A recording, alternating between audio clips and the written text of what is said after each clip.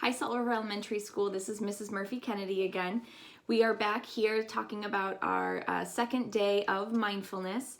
Now, mindfulness, as we kind of talked about in our last announcements, is actually pretty important because it actually helps our brain develop. And not only does it help students' brains develop, but it also helps teachers and adults' brains develop. So no matter how old you are, it's important to practice mindfulness. Especially now, I know that we're not in school and our schedules are different, and there's a lot of changes going on. So I think that now mindfulness is even more important because it can actually help us as well to recognize the positives that we see in everyday life. So our next mindfulness activity is actually sending out positive thoughts to people that are around us. And so because, we're not in school right now and I miss my school family and the teachers, I'm going to choose 3 different teachers that I'm going to think positive thoughts about. So this is something you can do at home with family members, you can do it with friends, you can do it with maybe teachers or people that work at school that you haven't had an opportunity to see. So it's something that's really easy and you can do at any point during the day. So my first person that I want to wish some positive thoughts to is Mr. Mel.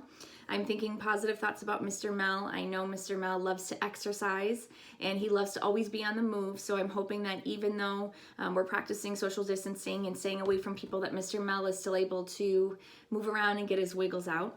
The next person I want to wish some positive thoughts toward is Miss Urich. I know that she's surrounded by books all day in the library, and I'm sure that this is a change for her, so I'm hoping that she gets the opportunity to be surrounded by some of maybe her favorite books in her home, and she's getting an opportunity to do some reading there at home with some of her favorite books. And then the last person that I wanted to send out a positive thought to was Mrs. Bark. I know Mrs. Bark, she's come on the announcements a couple times before with her cute little orange kitty, Cheeto.